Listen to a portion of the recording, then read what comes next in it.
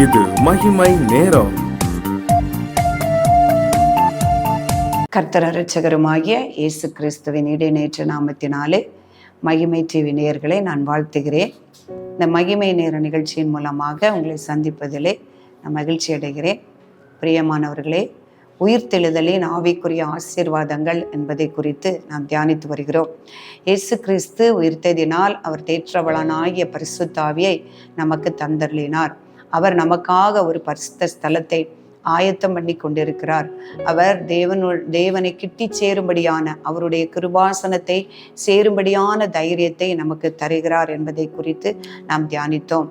இன்று அவர் மரித்து அவர் உயிர்த்து அவர் தேவனுடைய வலது பாரிசத்தில் இருந்து நமக்காக பரிந்து பேசி வேண்டுதல் செய்கிறவராய் இருக்கிறார் என்பதையும் குறித்து தியானித்தோம். இந்த நாளிலும் அவர் சபையை நமக்கு உருவாக்கி அந்த சபைக்கு அவர் தலையாய் இருக்கிறார். அவர் இயேசு கிறிஸ்து மரித்து உயிர்த்தெழுதினாலே அந்த சபையை, திருச்சபையை நமக்கு உண்டாக்கி அதற்கு தலையாய் இருக்கிறார் என்பதை குறித்து நாம் தியானிக்க இருக்கிறோம். எபேசியர் 1வது அதிகாரத்திலே பார்க்கும் பொழுது 21, 22, 23 வசனங்களை நான் வாசிக்கிறேன். அவரை உன்னதங்களில் தம்முடைய வலது பாரிசத்தில் உட்காரும்படி செய்து எல்லாவற்றையும் அவருடைய பாதங்களுக்கு கீழ்ப்படுத்தி எல்லாவற்றாலும் நிரப்புகிறவருடைய நிறைவாகிய சரீரமான சபைக்கு அவரை எல்லாவற்றிற்கும் மேலான தலையாக தந்தருளினார். பிரியமானவர்களே, பிதாவானவர் இயேசு கிறிஸ்துவை எல்லாவற்றிற்கும் மேலாக உயர்த்தினார் என்பதை குறித்து நாம் பார்க்கிறோம். ஏன் அப்படின்னு சொன்னா, அவர் அந்த கொலோசியர் அந்த எபேசியர்ல நான் பார்க்கும் பொழுது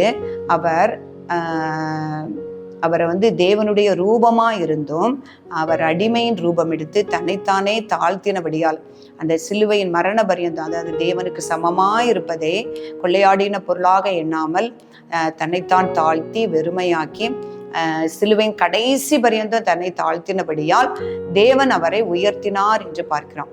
அவரை உயர்த்தி எல்லா நாமங்களுக்கும் மேலான நாமத்தை அவருக்கு கொடுத்தார் என்று நாம் பார்க்கிறோம்.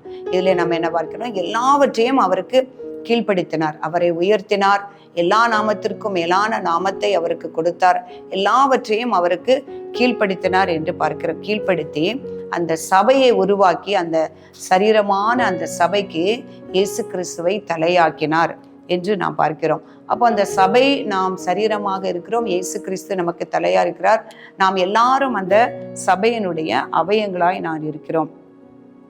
அவரே நம்முடைய சபைக்கு அவர் தலையா இருக்கிறார் என்று பார்க்கிறோம்.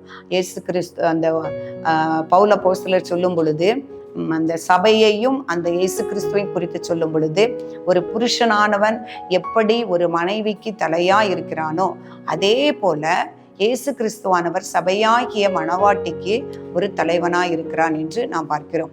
ஒரு மனிதன் தன்னுடைய சரீரத்தை போஷிக்கிறது போல இயேசு கிறிஸ்து அந்த தலையாகிய சபைக்கு தலையாகிய அந்த இயேசு கிறிஸ்து தான் அந்த சபையை போஷிக்கிறார் என்பதையும் குறித்து நாம் பார்க்கிறோம். இப்போ இன்னும் பவுல் அப்போஸ்தலர் சொல்கிறாரு, இயேசு கிறிஸ்து அவருடைய சொந்த இரத்தத்தினாலே உருவாக்கப்பட்ட சபை.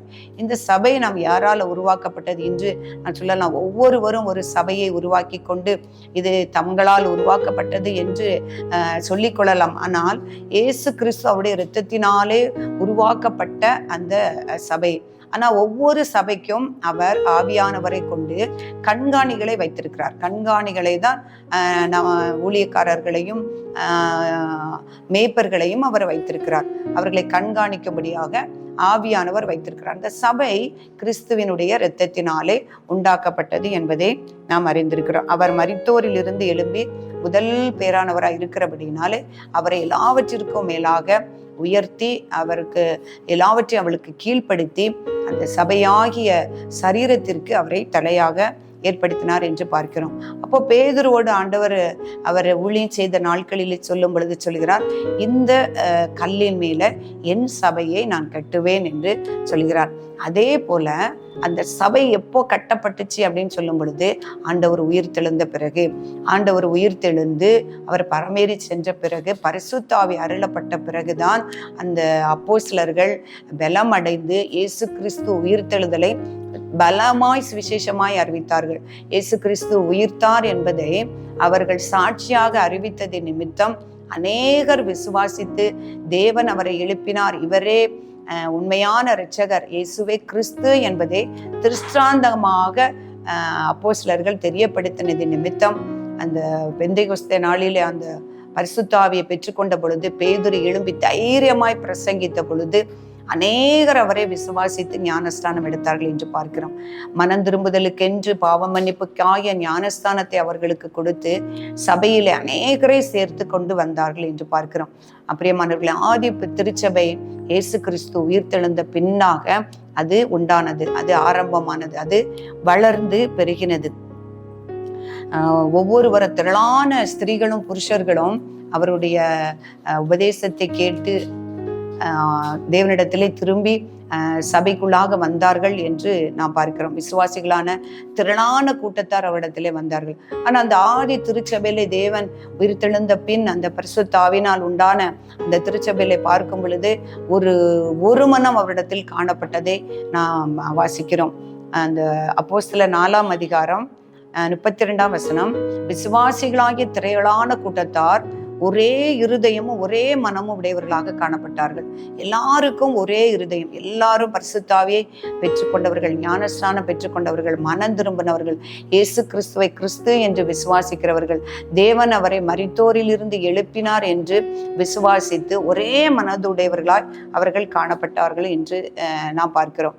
அந்த இயேசு கிறிஸ்து உயிர்த்தெழுந்ததினாலே அந்த பரிசுத்த ஆவி அருளப்பட்டதின் நிமித்தம் அந்த சீஷர்கள் பேதுரு முதற்கொண்டு எல்லாரும் அவரை சாட்சியாக அறிவித்து சபையிலே ஒவ்வொருவரையும் சேர்த்து கொண்டு வந்தார்கள் என்று பார்க்கிறோம்.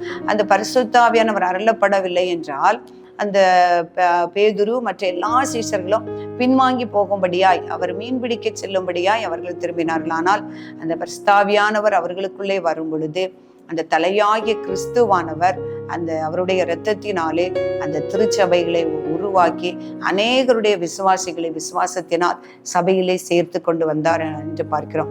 பிரியமானவர்களே, இயேசு கிறிஸ்து அவர் உயிரோடு எழுந்ததினால் அவர் திருச்சபைகளை உருவாக்கி அந்த திருச்சபையின் தலையாக நம்மை ஏற்படுத்தினார். இன்றும் அவருடைய சரீரங்களாக அவருடைய அவயவங்களாக காணப்படுகிற நாம் அந்த தலையாகிய கிறிஸ்துவுக்குள் அவர் சொன்னது போல ஒரு புருஷனானவனுக்கு தன் மனைவி அன்பாய் இருக்கிறது போல கிறிஸ்துவும் தன்னுடைய சபையின் மேல் அன்பாய் இருக்கிறார், சபையை போஷிக்கிறார் என்று எழுதப்பட்டது போல அவரையே நாம் தலையாக கொண்டு நாம் செயல்படும் பொழுது நாம் அவர் காட்டிய வழியிலே நாம் நடக்க முடியும், அவருடைய சித்தத்தை நான் நிறைவேற்ற முடியும். பிரியமானவர்களே, அதற்காக நாம் ஜெபிப்போம். கிருபை நிறைந்த எங்கள் அன்புள்ள ஆண்டவரே, உம்மை துதிக்கிறோம் அப்பா, உம்மை ஸ்தோத்திரிக்கிறோம். நல்லவரே, உம்மை போற்றுகிறோம் அப்பா. ஸ்தோத்திரம் அப்பா, நீர் உயிர்த்து ஆண்டவரே பரமேறி சென்று அப்பா ஸ்தோத்திரம் அப்பா, உடைய சீஷர்களுக்கு உடைய ஆவியை அருளி செய்த திருச்சபையை உருவாக்கும், உடைய பிள்ளைகளை ரட்சிப்புக்கு எதுவாக நடத்தவும் கர்த்தர் நீர் பலப்படுத்தினீரப்பா.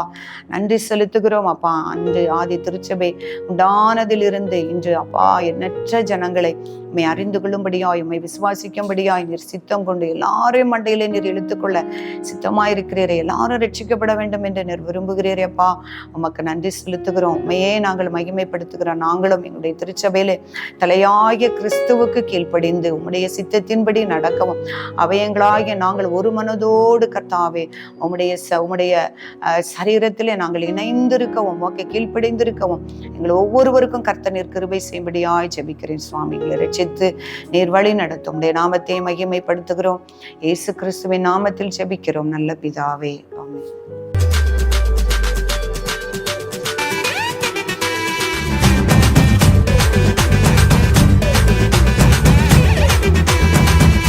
மகிமை